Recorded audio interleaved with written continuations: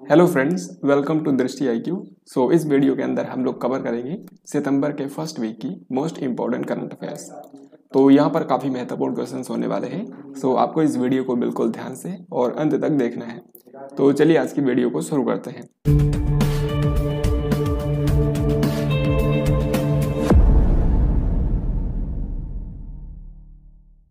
यहाँ पर सबसे पहला क्वेश्चन है आपके सामने, 6 सितंबर को ब्रिटेन की नई प्रधानमंत्री कौन बनी है?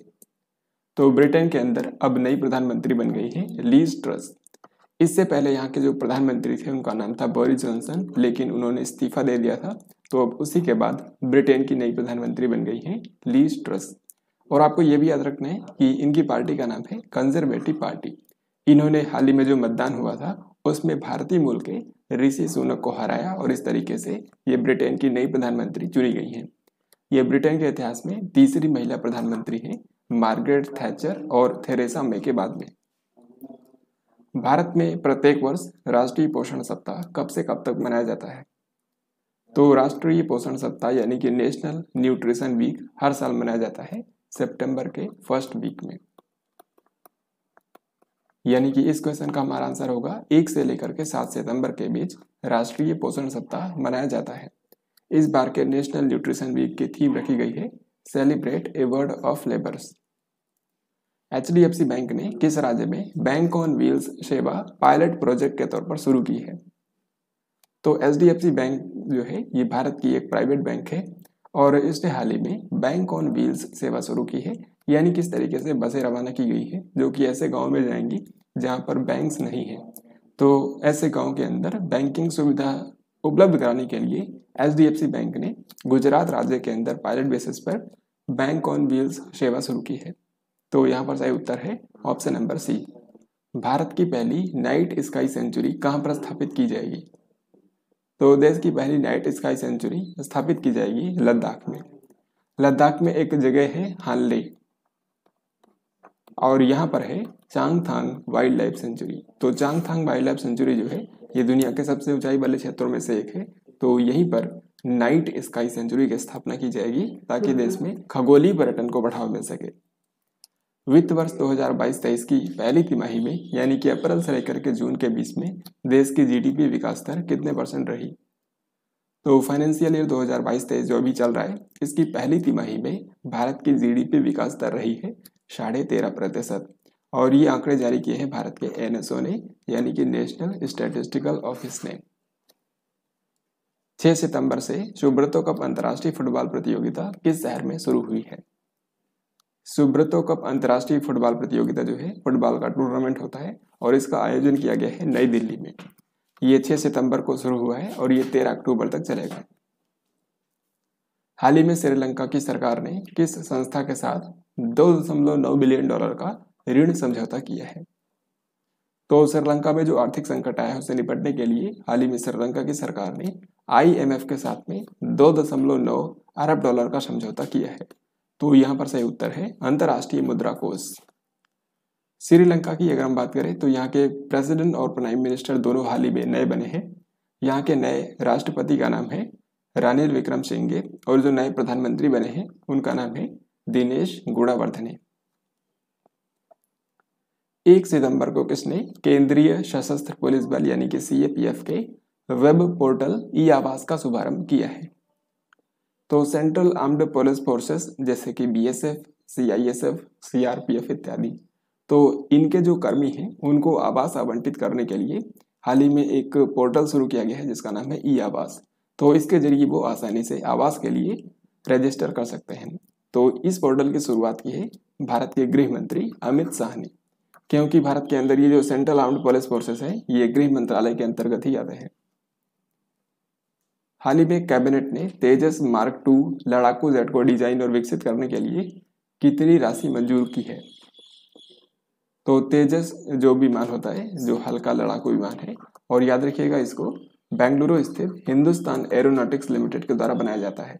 तो इसके दूसरे संस्करण के लिए हाल ही में इसके डिजाइन और विकसित करने के लिए केंद्रीय मंत्रिमंडल ने 6500 करोड़ रुपए की मंजूरी दी है। तो इसका सही उत्तर होगा ऑप्शन नंबर डी। और इसका जो ये सेकंड संस्करण होगा तेजस 2.0 ये पहले के तेजस की तुलना में और भी ज़्यादा पावरफुल होगा। केंद्र सरकार ने किस राज्य में बल्क ड्रग पार्क के निर्माण की सैद्धांतिक मंजूरी दी है? तो बल्क ड्रग जो होता है ये दवाइयों को बनाने का में काम आता है, तो इसके निर्माण के लिए हाल ही में भारत सरकार ने 3 राज्यों के अंदर बल्क ड्रग पार्क के निर्माण की मंजूरी दी है। तो ये कहाँ पर बनेंगे? एक तो बनेगा गुजरात में, दूसरा आंध्र प्रदेश में और तीसरा हिमाचल प्रदेश में।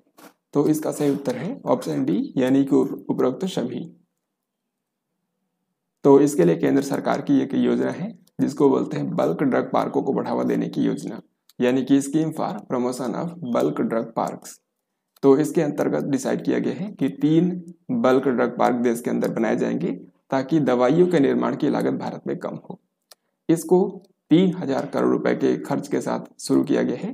2020-21 में शुरू किया गया था और ये चलेगी 2024-25 तक, यानी कि 3 बल्क ड्रग पार्क बनाए जाएंगे और कुल खर्चा आएगा 3000 करोड़ रुपए। तो इस तरीके से प्रति ड्रग पार्क को बनाने के लिए 1000 करोड़ रुपए की राशि दी जाएगी केंद्र सरकार के द्वारा। सितंबर 2022 में बांग्लादेश के प्रधानमंत्री शेख हसीना की भारत यात्रा के दौरान कितने समझौतों पर हस्ताक्षर किए गए?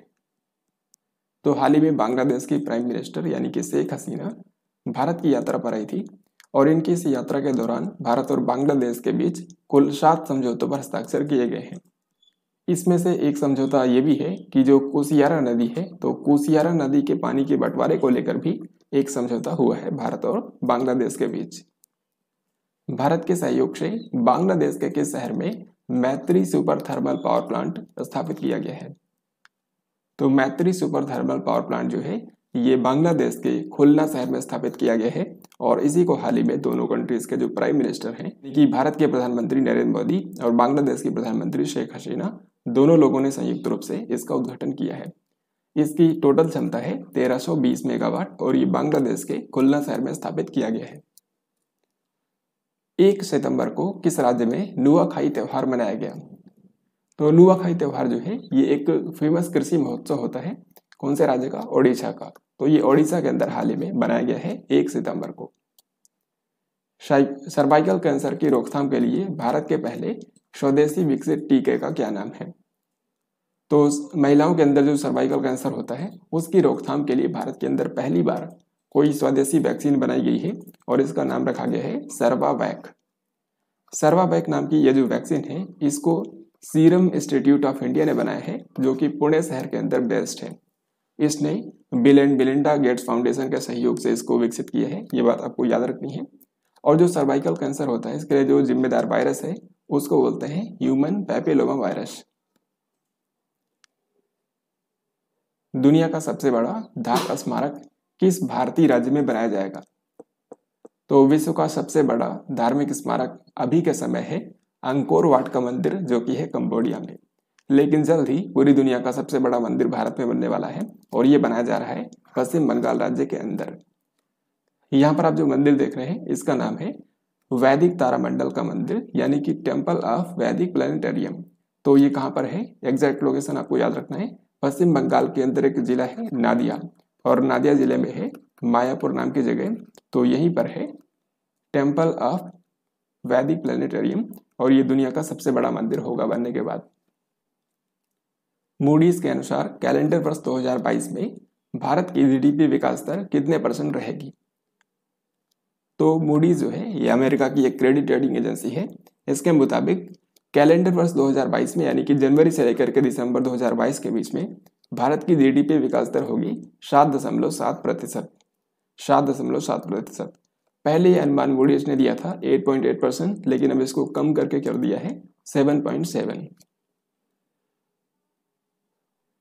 कनाडा के किस शहर में एक सड़क का नाम एक भारतीय संगीतकार AR रहमान के नाम पर रखा गया है? तो AR रहमान जो कि भारत के मशहूर संगीतकार हैं, ये हाल ही में कनाडा की यात्रा पर गए थे और उसी दौरान कनाडा ने इनके सम्मान में एक स्ट्रीट का नाम इनके नाम पर रख दिया है। तो ये जो स्ट्रीट है ये कनाडा के मार्खम शहर में है, तो इस शहर का नाम याद रखिएगा, मार्खम शहर, कनाडा। रमन मैग्सेसे पुरस्कार 2022 कितने व्यक्तियों को प्रदान किया जाएगा? रमन मैग्सेसे पुरस्कार को एशिया का नोबेल पुरस्कार भी कहा जाता है, तो ये काफी महत्वपूर्ण है। और ये फिलीपींस के पूर्व राष्ट्रपति थे रमन मैग्सेसे, तो उन्हीं की याद में यह दिया जाता है। 2022 में 4 लोगों को चुना गया है, सो आंसर होगा ऑप्शन सी। अब ये 4 लोग कौन कौन से हैं यहाँ पर आप देख सकते हैं। इसमें से एक तो है कंबोडिया के व्यक्ति शोतियारा छिम, जापान के व्यक्ति तादाशी हतोरी, फिलीपींस की बर्नाडेट मैड्रिड और आखिर में फ्रांस के व्यक्ति गैरी बेंचेगिफ। तो इस तरीके से इन 4 लोगों को 2022 का 64वां रमन मैग्सेसे पुरस्कार दिया जाएगा। गृह मंत्री अमित शाह की अध्यक्षता में दक्षिण क्षेत्रीय परिषद की 30वीं बैठक कहां पर आयोजित हुई? तो भारत के अंदर जो जोनल काउंसिल है उसकी समय समय पर मीटिंग होती है। हाल ही में दक्षिण क्षेत्रीय परिषद की बैठक हुई है, तो हाल ही में इनकी बैठक हुई केरल की राजधानी तिरुवनंतपुरम में। तो यहाँ पर सही उत्तर होगा ऑप्शन बी। और आप देख सकते हैं भारत के गृह मंत्री अमित शाह ने इसकी अध्यक्षता की है। भारत ने किस देश की साइबर सुरक्षा एजेंसी के सहयोग से सिनर्जी नामक साइबर सुरक्षा अभ्यास आयोजित किया है? तो हाल ही में भारत ने सिनर्जी नाम का एक साइबर सिक्योरिटी एक्सरसाइज किया है। भारत की एक संस्था है ministry of electronics and IT के अंतर्गत, जिसका नाम है CERT-IN।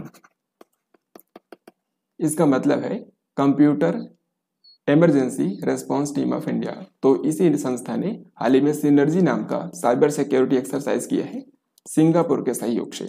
तो इसमें सिंगापुर की हेल्प ली है भारत ने, यहाँ पर आंसर होगा ऑप्शन डी। और ये अभ्यास भारत ने 13 देशों के लिए किया था, ये बात आपको याद रखनी है। रिलायंस इंडस्ट्रीज ने किस शहर के अंदर भारत का पहला कार्बन फाइबर प्लांट बनाने की घोषणा की है? तो रिलायंस इंडस्ट्रीज के जो मालिक है मुकेश अंबानी, उन्होंने हाल ही में अनाउंस किया है कि भारत का पहला कार्बन फाइबर प्लांट बनाया जाएगा गुजरात के हजीरा में। तो यहाँ पर सही उत्तर होगा ऑप्शन नंबर बी। ये जो प्लांट होगा यहाँ पर कार्बन फाइबर का उत्पादन किया जाएगा, जो कि एक ऐसा मटेरियल होता है जो कि मेटल से हल्का होता है, लेकिन मेटल की तुलना में ये काफ़ी ज़्यादा मजबूत होता है। तो इसका उत्पादन भारत में किया जाएगा गुजरात के हजीरा में, और ये प्लांट लगाएगा रिलायंस इंडस्ट्रीज। हाल ही में किस राज्य या फिर केंद्र शासित प्रदेश के मुख्यमंत्री ने देश का पहला वर्चुअल स्कूल लॉन्च किया है? वर्चुअल स्कूल का मतलब ये है कि इसमें बच्चों को फिजिकली प्रेजेंट होने की जरूरत नहीं होगी, वो घर से भी पढ़ाई कर सकते हैं ऑनलाइन क्लासेस के जरिए। तो इसको शुरू किया है दिल्ली के मुख्यमंत्री अरविंद केजरीवाल ने। अखिल भारतीय फुटबॉल महासंघ यानी कि भारत का जो फुटबॉल महासंघ है, ऑल इंडिया फुटबॉल फेडरेशन, इसका नया अध्यक्ष किसको बनाया गया है? तो ऑल इंडिया फुटबॉल फेडरेशन के नए अध्यक्ष बन गए हैं कल्याण चौबे अखिल। ये भारत के पूर्व गोलकीपर रह चुके हैं, तो अब इनको AIFF का अध्यक्ष बना दिया गया है। किस भारतीय शहर को UNESCO global network of learning cities में शामिल किया गया है?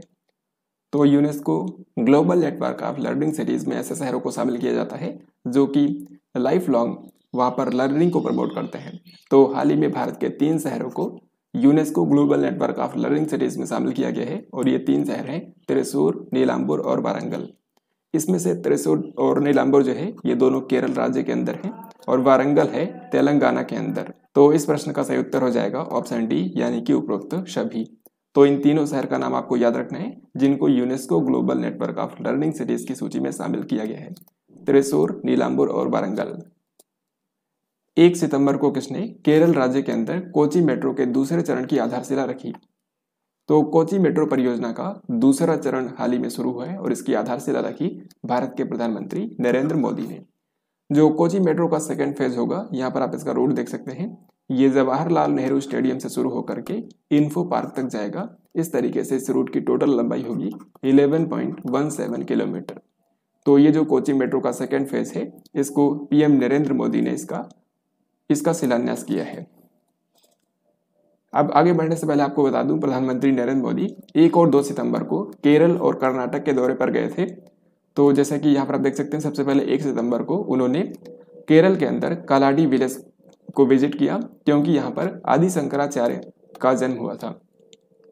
तो कालाडी विलेज जो कि आदि शंकराचार्य की जन्मस्थली है, यहाँ पर सबसे पहले इन्होंने विजिट किया। फिर उसके बाद वो गए कोच्चि शहर में, और यहाँ पर इन्होंने कोची मेट्रो और इंडियन रेलवेज के कई सारे परियोजनाओं का उद्घाटन और शिलान्यास किया, जिसकी टोटल लागत है 4500 करोड़ रुपए। इसी में से मैंने आपको बताया था कि कोची मेट्रो परियोजना का जो सेकेंड फेज है उसकी आधारशिला रखी है प्रधानमंत्री नरेंद्र मोदी ने। फिर इसके बाद 2 सितंबर को पीएम नरेंद्र मोदी ने कोची शहर के अंदर आईएनएस विक्रांत को कमीशन किया है। आईएनएस विक्रांत जो है ये भारत का पहला स्वदेशी विमान वाहक पोत है, यानी कि India's first indigenous aircraft carrier है। तो इसको कमीशन किया है भारत के प्रधानमंत्री नरेंद्र मोदी ने, और याद रखिएगा इसको बनाया है कोचीन शिपयार्ड लिमिटेड ने। फिर इसके बाद इसी इवेंट के दौरान प्रधानमंत्री नरेंद्र मोदी ने भारतीय नौसेना के नए ध्वज का अनावरण किया है, जो कि यहाँ पर आप देख सकते हैं। तो न्यू नेवल एनसाइन का अनावरण किया है प्रधानमंत्री नरेंद्र मोदी ने। फिर इस यात्रा के सबसे आखिरी चरण में प्रधानमंत्री नरेंद्र मोदी गए थे कर्नाटक के मंगलुरु शहर, और यहाँ पर इन्होंने 3800 करोड़ रुपए की कई परियोजनाओं का उद्घाटन और शिलान्यास किया है। 2 सितंबर को पीएम नरेंद्र मोदी ने किस स्थान पर पहले स्वदेशी विमान वाहक पोत यानी कि आईएनएस विक्रांत को कमीशन किया है? तो आईएनएस विक्रांत जो कि भारत का पहला स्वदेशी विमान वाहक पोत है, हाल ही में इसको कमीशन किया गया है पीएम नरेंद्र मोदी के द्वारा कोची में। और अगर आपसे पूछा जाए कि इसको कौन से शिपयार्ड ने बनाया है, तो आपको याद रखना है कोचीन शिपयार्ड लिमिटेड। ये जो आईएनएस विक्रांत है ये टोटल 262 मीटर लंबा है इस तरीके से, और इसकी चौड़ाई है टोटल 62 मीटर्स। साथ ही ये 43,000 टन का वजन जो है वो कैरी कर सकता है। आपको ये भी पता होगा कि अभी के समय भारत के पास एक और एयरक्राफ्ट कैरियर है जिसका नाम है आईएनएस विक्रमादित्य। लेकिन आईएनएस विक्रमादित्य जो है इसको भारत ने रूस से खरीदा था, तो अब भारत ने अपना खुद का भी बना लिया है जिसका नाम आईएनएस विक्रांत है। और इस तरीके से अभी के समय भारत के पास 2 एयरक्राफ्ट कैरियर हो चुके हैं। 2 सितंबर को किसने औपनिवेशिक अतीत से अलग भारतीय नौसेना के नए ध्वज का अनावरण किया है? तो इंडियन नेवी के नए ध्वज का अनावरण किया गया है पीएम नरेंद्र मोदी के द्वारा। तो यहाँ पर आंसर हो जाएगा ऑप्शन नंबर बी। यहाँ पर आप देख सकते हैं पहले के ध्वज में सेंट जॉर्ज क्रॉस बना हुआ था, जिसको अब के ध्वज में हटा दिया गया है। राष्ट्रीय राजधानी क्षेत्र दिल्ली एनसीआर की तर्ज पर किस शहर में राज्य राजधानी क्षेत्र बनाया जाएगा? तो जिस तरीके से नई दिल्ली भारत की राजधानी है, तो वहाँ के आसपास के रीजन को डेवलप किया गया है और उस रीजन को कहा जाता है नेशनल कैपिटल रीजन। तो इसी तरीके से उत्तर प्रदेश सरकार ने डिसाइड किया है कि जो यूपी की राजधानी है लखनऊ, उसके आसपास के शहर को भी डेवलप किया जाएगा और इसको बोला जाएगा स्टेट कैपिटल रीजन यानी कि SCR। तो यहाँ पर सही उत्तर होगा उत्तर प्रदेश की राजधानी लखनऊ। भारत किस देश को पीछे छोड़ करके दुनिया की 5वीं सबसे बड़ी अर्थव्यवस्था बन गया है? तो अभी के समय दुनिया की जो लार्जेस्ट इकोनॉमीज हैं वो मैं आपको बताता हूँ। सबसे पहले आता है अमेरिका, दूसरे नंबर पर है चाइना, फिर तीसरा स्थान पर है जापान, ये टॉप 3 इकोनॉमीज हैं। फिर चौथे नंबर पर आता है जर्मनी, 5वें नंबर पर अभी तक यूके था लेकिन अब वो 6ठे स्थान पर चला गया है। तो 5वें स्थान पर कौन आ चुका है? अपना भारत। तो इस तरीके से भारत दुनिया की 5वीं सबसे बड़ी अर्थव्यवस्था बन गया है। तो भारत ने किसको पीछे छोड़ा है? ब्रिटेन को। तो यहाँ पर आंसर हो जाएगा ऑप्शन नंबर बी। और ये आंकड़े हाल ही में जारी किए थे IMF ने। SBI की रिपोर्ट के अनुसार भारत किस वर्ष तक दुनिया की तीसरी सबसे बड़ी अर्थव्यवस्था बन जाएगा? तो जैसा कि मैंने आपको बताया कि IMF की रिपोर्ट से पता चलता है कि इसी साल भारत ने ब्रिटेन को पीछे छोड़ दिया है और भारत 5वीं सबसे बड़ी अर्थव्यवस्था बन गया है। यहाँ पर मैं आपको पीछे दिखाता हूँ। अभी आप देख सकते हैं भारत के आगे टोटल 4 देश हैं, लेकिन SBI की रिपोर्ट में अनुमान लगाया गया है कि 2027 तक भारत जर्मनी को पीछे छोड़ करके 4थी सबसे बड़ी अर्थव्यवस्था बन जाएगा और फिर उसके बाद 2029 में जापान को भी पीछे छोड़ करके भारत तीसरी सबसे बड़ी अर्थव्यवस्था बन जाएगा। तो यही इस क्वेश्चन में पूछा गया था। तो यहाँ पर सही उत्तर हो जाएगा 2029। 2029 में SBI के अनुमान के हिसाब से भारत दुनिया की तीसरी सबसे बड़ी अर्थव्यवस्था बन जाएगा। 36वें राष्ट्रीय खेल 2022 का आधिकारिक शुभंकर क्या है? तो हाल ही में भारत के गृह मंत्री अमित शाह ने जो 36 नेशनल गेम्स होने वाले हैं गुजरात के अंदर, उसके लिए ऑफिशियल मैस्कट जारी किया है। साथ ही में इसके लिए उन्होंने एक वेबसाइट और मोबाइल एप्लीकेशन की भी शुरुआत की है। तो इसका जो ऑफिशियल मैस्कट रखा गया है ये है सावज। सावज का मतलब होता है शेर का बच्चा। तो सावज जो कि आप जानते हैं गुजरात के अंदर गिर नेशनल पार्क है, एशियाटिक लायंस के लिए फेमस है। तो उसी के चलते यहाँ पर सावज को बनाया गया है ऑफिशियल मैस्कट। किस शहर को जल्द ही दुनिया के सबसे बड़े खेल शहर के रूप में विकसित किया जाएगा? तो देखिए अभी जो क्वेश्चन मैंने आपको बताया, भारत के जो गृह मंत्री अमित शाह हैं वो गए थे अहमदाबाद के दौरे पर और वहीं से इन्होंने 36वें राष्ट्रीय खेलों के लिए आधिकारिक शुभंकर लॉन्च किया था। तो जो अहमदाबाद शहर है इसी को भारत के स्पोर्ट्स सिटी के रूप में डेवलप किया जाएगा, जो कि दुनिया का सबसे बड़ा स्पोर्ट्स सिटी होगा। तो यहाँ पर सही उत्तर है अहमदाबाद, गुजरात। पोषण अभियान को लागू करने के मामले में बड़े राज्यों में किस राज्य ने शीर्ष स्थान हासिल किया है? तो भारत के अंदर से कुपोषण को समाप्त करने के उद्देश्य के साथ पोषण अभियान की शुरुआत की गई थी सन 2018 में।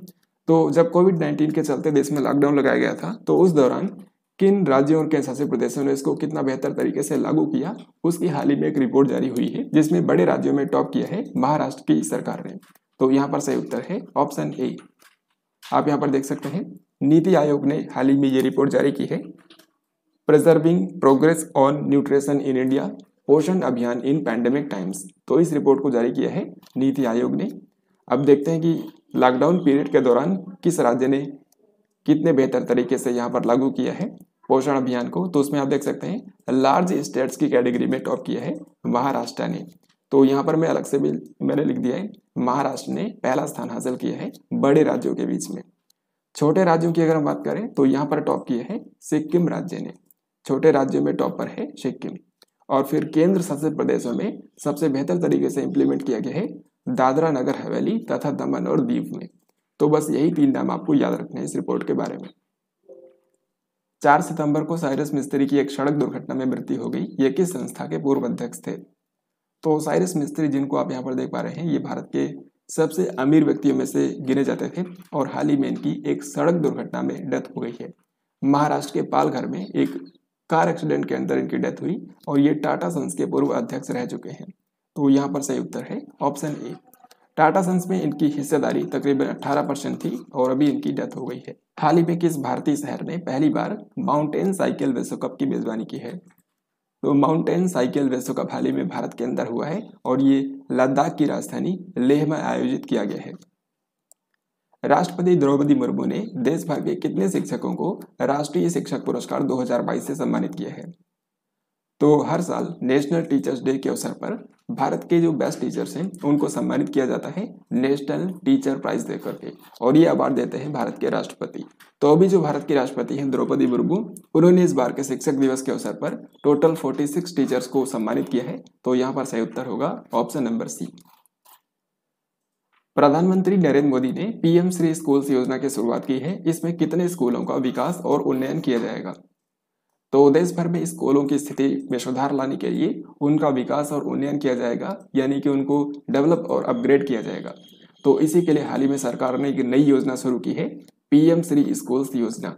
तो इसमें लक्ष्य ये रखा गया है कि 14,500 स्कूलों को डेवलप और अपग्रेड किया जाएगा। सो आंसर होगा ऑप्शन नंबर सी। तो यहाँ पर आप देख सकते हैं हाल ही में 5 सितंबर के दिन, जिस दिन शिक्षक दिवस होता है, तो उसी दिन पीएम नरेंद्र मोदी ने शिक्षा मंत्रालय की एक नई योजना शुरू की है, पीएम श्री स्कूल्स योजना। यहाँ पर पीएम श्री का मतलब है prime minister schools for rising India. तो ये जो नई योजना शुरू की गई है इसके तहत 14,500 स्कूलों का विकास और उन्नयन किया जाना है और इनको आदर्श स्कूल के रूप में डेवलप किया जाएगा। भारत की पहली इंटरनेजल कोविड-19 वैक्सीन को डीसीजीआई से आपात उपयोग की मंजूरी मिल गई है। इसे किसने बनाया है? इंटरनेजल कोविड-19 वैक्सीन का मतलब ये है कि इसको नाक के जरिए भी दिया जा सकता है, तो इसमें इंजेक्शन की जरूरत नहीं पड़ेगी। इंटरनेजल कोविड-19 वैक्सीन जो है, जिसका नाम इनकोवैक है, नाम भी आपको याद रखना है। इनकोवैक नाम की ये जो वैक्सीन है इसको बनाया है भारत बायोटेक लिमिटेड ने, जो कि हैदराबाद में बेस्ड है। तो यहाँ पर सही उत्तर है ऑप्शन नंबर ए। किस राज्य को संस्कृति के लिए सर्वश्रेष्ठ गंतव्य के लिए अंतर्राष्ट्रीय यात्रा पुरस्कार 2023 मिला है? तो इंटरनेशनल ट्रैवल अवार्ड 2023 दिया जाएगा पश्चिम बंगाल को। इस पश्चिम बंगाल राज्य को बेस्ट डेस्टिनेशन फॉर कल्चर के रूप में ये सम्मान दिया जाएगा। हालांकि अभी ये सिर्फ अनाउंस हुआ है। 2023 में जर्मनी की राजधानी बर्लिन में ये अवार्ड प्रेजेंट किया जाएगा पश्चिम बंगाल को। तो रिसीव करने के लिए जो पश्चिम बंगाल के मुख्यमंत्री हैं ममता बनर्जी, वो जर्मनी की यात्रा पर जाएंगी। केंद्र सरकार द्वारा प्रबंधित ई अभियोजन पोर्टल के माध्यम से मामलों के निपटान के मामले में कौन सा राज्य शीर्ष पर है? ई अभियोजन पोर्टल जो है इसी को अंग्रेजी में ई प्रोसिक्यूशन पोर्टल कहा जाता है और इसकी शुरुआत 2 साल पहले की गई थी। भारत के 3 मंत्रालयों के द्वारा इसको संचालित किया जाता है। एक तो कानून मंत्रालय, दूसरा आईटी मंत्रालय और तीसरा गृह मंत्रालय। तो इसके जरिए जो मामले हैं उनको जल्दी से जल्दी निपटाया जा सकता है। तो ई अभियोजन पोर्टल के इस्तेमाल में सबसे आगे रहा है उत्तर प्रदेश, क्योंकि उत्तर प्रदेश ने लगभग 9.12 मिलियन केसेस को यहाँ पर निपटाया इस ई अभियोजन पोर्टल के यूज के जरिए। तो उत्तर प्रदेश यहाँ पर नंबर 1 पर रहा। वित्त मंत्रालय के आंकड़ों के अनुसार मार्च 2022 के अंत तक भारत का विदेशी ऋण कितना था? तो इसका सही उत्तर है ऑप्शन डी, यानी कि 620.7 बिलियन डॉलर। तो भारत का विदेशी कर्ज हो चुका है 620.7 बिलियन डॉलर। ये मार्च 2022 तक है और इससे एक साल पहले यानी कि मार्च 2021 तक था 573.7 बिलियन डॉलर। तो आप देख सकते हैं 47 बिलियन डॉलर का इजाफा हुआ है भारत के विदेशी ऋण में, जो कि 8.2% है, यानी कि पिछले एक साल में 8.2% भारत का विदेशी ऋण बढ़ा है। राष्ट्रीय सहकारी नीति का मसौदा तैयार करने के लिए केंद्र सरकार ने किसकी अध्यक्षता में राष्ट्रीय स्तर पर एक समिति गठित की है? तो भारत के अंदर नेशनल कोऑपरेशन पॉलिसी बनाई जाएगी। भारत के सहकारी समितियों को आगे बढ़ाने के लिए नेशनल कोऑपरेशन पॉलिसी बनाई जाएगी। तो इसका ड्राफ्ट तैयार करने के लिए हाल ही में एक कमेटी बनाई गई है जिसमें टोटल 47 मेंबर्स होंगे। लेकिन इसका अध्यक्ष बनाया गया है किसको? तो अध्यक्ष हैं भारत के पूर्व केंद्रीय मंत्री, भारत के पूर्व रेलवे मंत्री सुरेश प्रभु को। तो यहाँ पर सही उत्तर है ऑप्शन ए। दक्षिण कोरिया में भारत के अगले राजदूत के रूप में किसे अपॉइंट किया गया है? तो साउथ कोरिया के अंदर भारत के अगले राजदूत होंगे अमित कुमार। हाल ही में इनको अपॉइंट कर दिया गया है। दक्षिण कोरिया की अगर हम बात करें तो इसकी राजधानी सियोल है और यहाँ की करेंसी है वॉन। और दक्षिण कोरिया ने हाल ही में अपना पहला मून मिशन भेजा था जिसका नाम था दानूरी।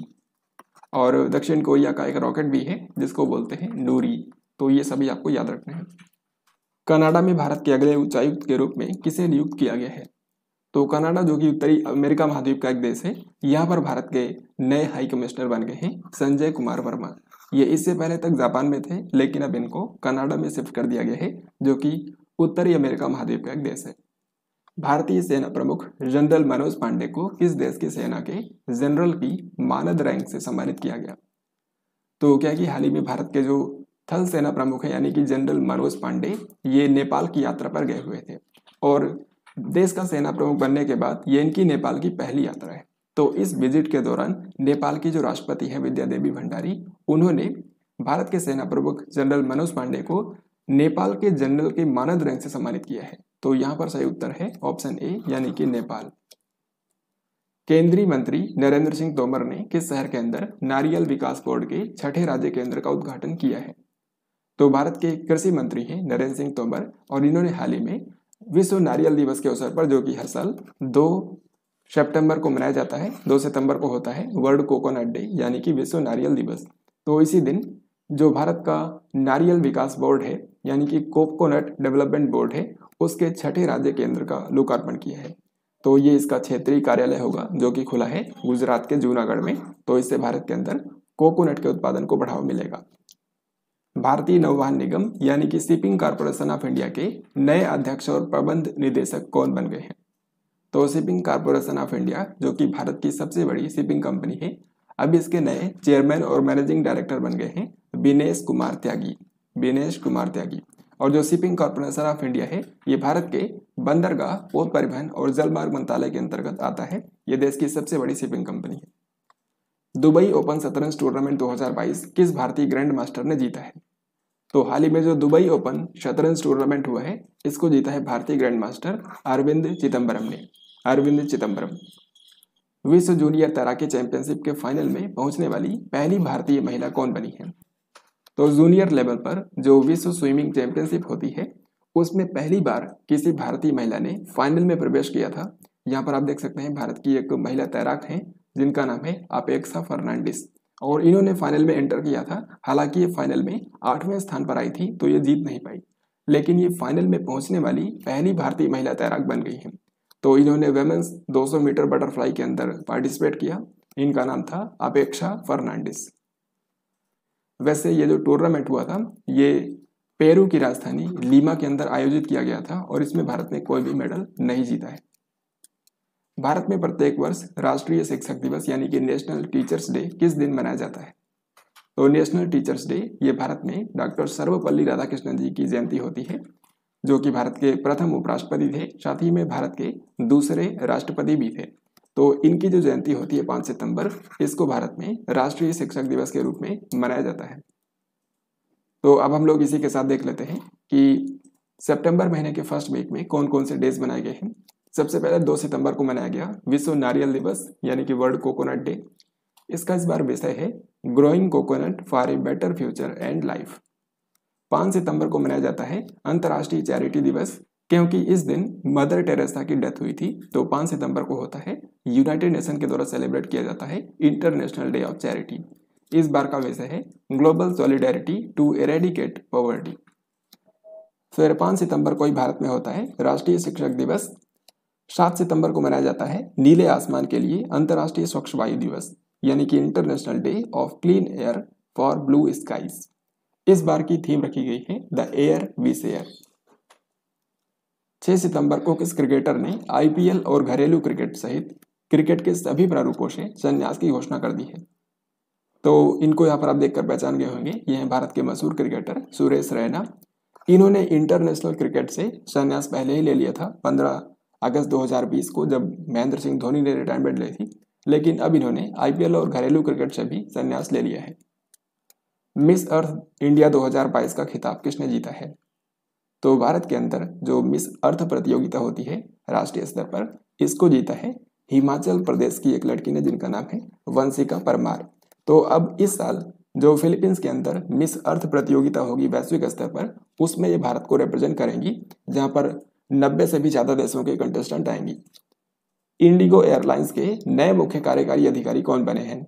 तो सिंपली आपको बताना है, जो इंडिगो एयरलाइंस है जिसका मुख्यालय हरियाणा के गुरुग्राम में है, तो इसके नए सीईओ कौन बन गए हैं? तो इंडिगो के नए सीईओ बन गए हैं पीटर एल्बर्स। इनसे पहले थे रोंजय दत्ता, लेकिन अब उनकी जगह ले ली है पीटर एल्बर्स ने। किस देश के राष्ट्रपति ने रक्षा मंत्री राजनाथ सिंह को तेजस घोड़ा उपहार में दिया है? तो भारत के रक्षा मंत्री राजनाथ सिंह हाल ही में एक पूर्वी एशियाई देश में गए थे जिसका नाम है मंगोलिया, और मंगोलिया में फेमस गोबी मरुस्थल भी है। तो यहाँ पर गए थे भारत के रक्षा मंत्री राजनाथ सिंह। तो भारत के रक्षा मंत्री राजनाथ सिंह जब मंगोलिया की यात्रा पर गए थे, तो वहाँ के जो राष्ट्रपति हैं उन्होंने रक्षा मंत्री राजनाथ सिंह को वहाँ का राशि घोड़ा गिफ्ट किया है, जिसका नाम इन्होंने रखा है तेजस। 2 और 3 सितंबर को छत्तीसगढ़ के मुख्यमंत्री भूपेश बघेल ने किस नए जिले का शुभारंभ किया है? तो देखिए, अगस्त महीने तक छत्तीसगढ़ राज्य में टोटल 28 जिले थे, लेकिन अभी सितंबर महीने में ही 5 और ऐड हो चुके हैं। तो सबसे पहले 2 और 3 सितंबर को 3 जिलों का उद्घाटन किया गया, और फिर उसके बाद 9 सितंबर को भी 2 और जिलों का उद्घाटन किया गया। तो इस तरीके से अब छत्तीसगढ़ के अंदर टोटल जिलों की संख्या हो चुकी है 33। तो 2 और 3 सितंबर को जिन 3 जिलों का उद्घाटन किया गया था उनके नाम यहाँ पर आप देख सकते हैं, सारंगढ़ बिलाईगढ़, खैरागढ़ छुईखदान गंडई, मोहल्ला मानपुर अंबागढ़ चौकी। तो यहाँ पर उत्तर होगा उपरोक्त सभी। यहाँ पर मैं उन सभी 5 जिलों के नाम बता दूं जो कि हाल ही में घोषित किए गए हैं, और इससे पहले तक 28 जिले थे, लेकिन अब 5 नए ऐड हो गए हैं, तो हो चुके हैं 33 जिले। तो यहाँ पर आप देख सकते हैं जो 5 नए जिले बने हैं उनमें से सबसे पहला है मोहल्ला मानपुर अंबागढ़ चौकी। ये राज्य का 29वां जिला बना और इसको 2 सितंबर को उद्घाटन किया गया। सारंगढ़ बिलाईगढ़ ये 30वां जिला बना है और इसका भी उद्घाटन 3 सितंबर को हुआ। खैरागढ़ छुईखदान गंडई ये 31वां जिला बना है और इसका उद्घाटन किया गया है 3 सितंबर को ही। फिर 9 सितंबर को 2 का उद्घाटन किया गया। मनेन्द्रगढ़ चिरमिरी भरतपुर ये 32वां जिला बना, और शक्ति नाम का जिला बना है छत्तीसगढ़ का 33वां जिला। किस राज्य का भरतौल गांव हर घर आरओ जल वाला राज्य का पहला गांव बन गया है? तो भरतौल जो गांव है यह है उत्तर प्रदेश के बरेली जिले में, और यहाँ पर हर एक घर के अंदर आरओ का पानी उपलब्ध है। तो इस तरीके से ये उत्तर प्रदेश राज्य का पहला गांव है जहाँ पर हर घर आरओ जल उपलब्ध है।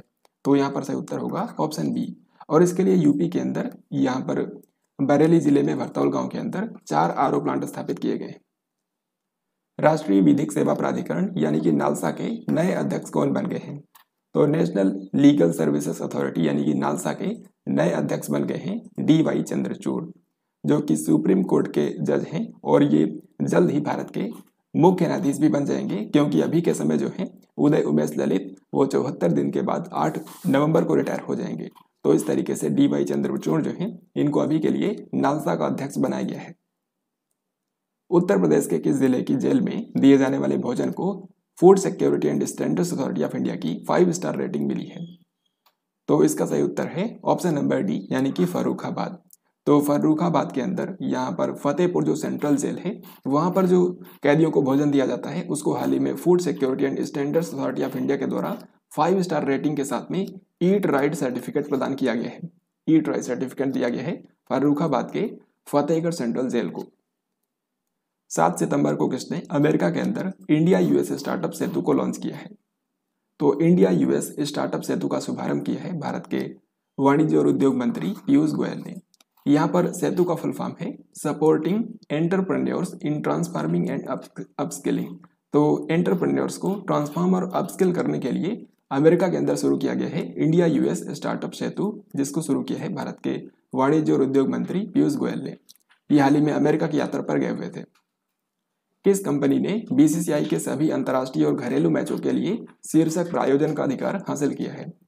तो आने वाले समय में भारत के अंदर जो भी घरेलू और अंतर्राष्ट्रीय मैच भारत की धरती पर होंगे उसके लिए शीर्षक प्रायोजक होगा मास्टर कार्ड कंपनी, जो कि अमेरिका की है। तो यहाँ पर सही उत्तर है ऑप्शन नंबर बी। 2022-23 के लिए ये मास्टर कार्ड ने ये अधिकार हासिल किए हैं।